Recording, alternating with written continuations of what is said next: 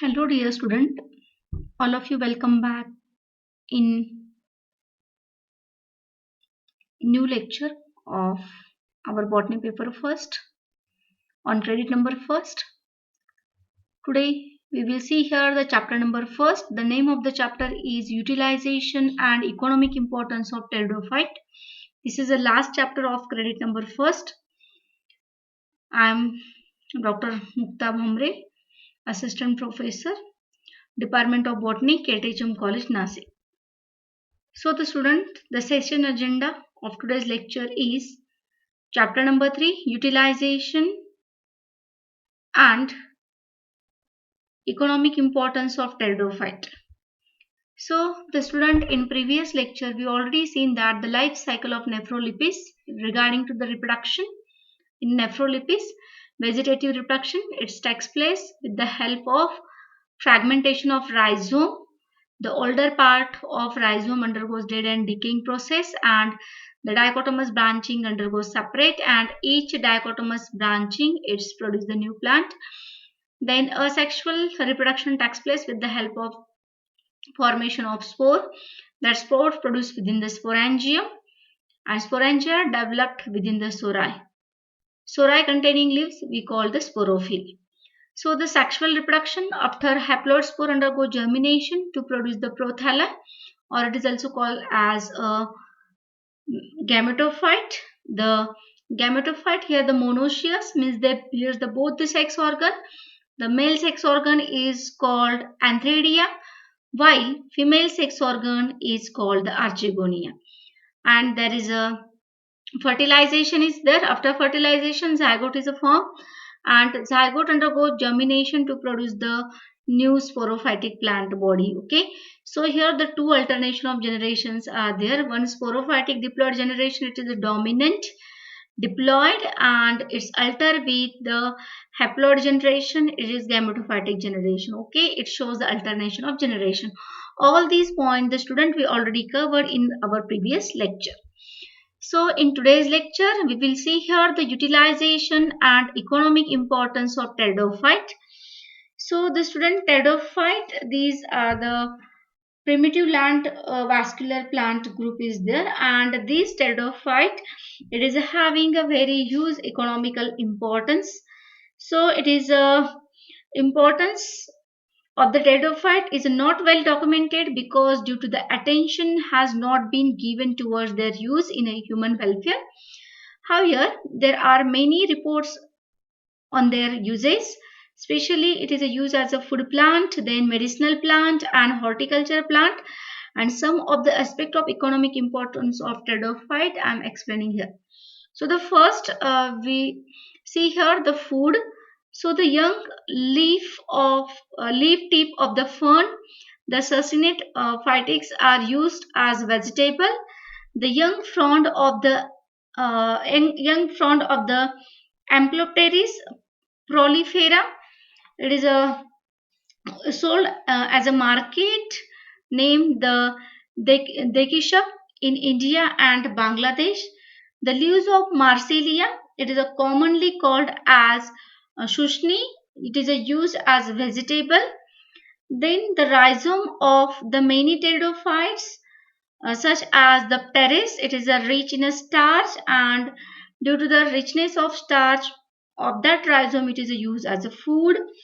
Then the corm, what is a corm? Corm, it is a nothing but the modified stem of Isoetes. It is a used as a fodder for fodder or food by pigs, then ducks and other animals. Pteridophyte, it is also used as a fodder. Then the dry frond of the many ferns from the livestock for cattle. The there is a quadrifid lamina of Marsilia. It is a resemble a clover, that is a trifolium, has been used as a fodder for animal as a substitute for clover. Then student, next I am focusing here the utilization and economic importance of pteridophyte in ethnomedicine. So the ethnomedicine means from ancient period of time, the various tribal communities they use as a medicine. Okay, the pteridophytic plant used as a medicine to cure the various diseases. So it is called the ethnomedicine, or we call the folk medicine. Okay, folk medicine means it is a from ancient period of time, or there is a routine uses of that particular plant as a medicine in their daily day-to-day life. So the student, the rhizome paste of Angiopteris evicta, it is applied externally in case of the bone fracture, along with some other plants. The here the politics is applied, means the mixture is applied externally on the broken or fractured part of the bone to get a cure. This treatment is given to patient every 3 days of regular interval for a period of 30 days. Apical part of caudex or rhizome is cut into the pieces and boiled with the water till the content become half, and this extract is applied locally or the carbuncle twice a day to get a relief from the pain. At the same time, the abscess dried up within week. So the next plant of pteridophyte, there is a Blechnum orientale. So this Blechnum hot uh, decoction of pinna is applied externally over the abscess to liberate the pus and also for its antiseptic action. Fresh decoction is applied once a day till uh, abscess dried up. Then the next pteridophyte, Chilanthus tenuifolia, it is also the frond cut into the pieces of that Chilanthus, made to paste and applied on the abscess in the form of mixture to liberate the pus, and also used as an antiseptic. The uh, politics is given once a day till the abscess is cured. Then next there is a apical short portion of Cyathea contaminants, the caudex cut into the pieces, and that caudex crushed into the mortar and adding some water to make a paste, and this paste is applied locally on a major cut or wounds for immediate clotting of blood clotting, immediate blood stop. The same also prevent the microbial growth in a cut surface so that no abscess could develop, and fresh paste is applied every day till wound is healed. Then next there is a Brachypteris linearis. It is a means fresh extract from of this Brachypteris linearis. It is a used slightly heated, and then decoction is taken internally during the throat pain. Then uh, Sarsinelli called young and fresh frond of Diplamism, Diplasium esculentum. It is boiled with the salt and taken internally for maintaining all round health, means it is a use as a health tonic. Then next the Lycopodium ceranum. The Lycopodium ceranum, it is also used. It is a use for the wound healing. The whole plant is a pounded and the paste prepared, so applied externally over the cut portion to reduce the swelling and itching. Then Microsorium superficialis, there it is a the use for the cure cough and cold, specifically the 20-gram paste obtained by crushing the fresh rhizome of Microsorium, and along with the seed of Piper nigrum. It's taken orally to cure the cough and cold, and it should be taken thrice a day till the disease is cured. Then there is a next, there is a Pronotherium nudatum, the cold decoction of pinna.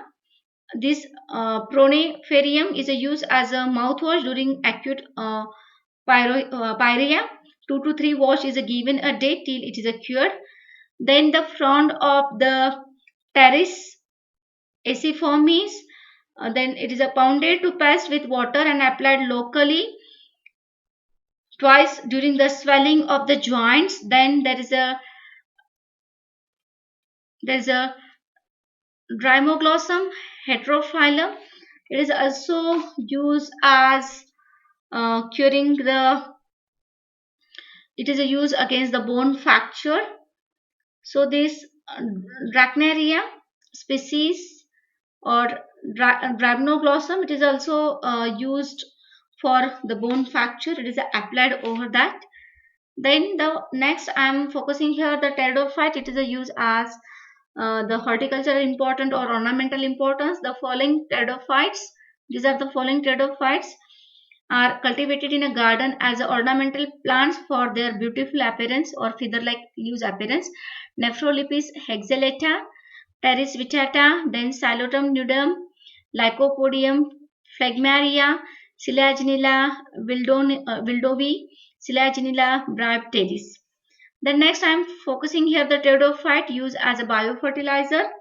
Azula, it is an aquatic pteridophyte. It is a free-floating water fern which can multiply very quickly through the vegetative propagation, and there are hundreds of moss-like leaves. They are live colonies of dinitrogen fixation. There is a cyanobacterium.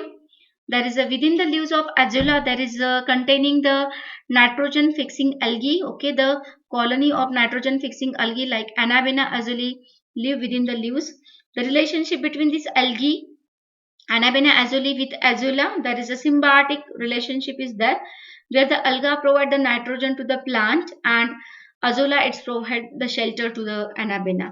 So the Azula is a full bloom in the waterlogged rice field. So as a green manure, rice farmers of our country are using Azula as a biofertilizer for the better production of the crops.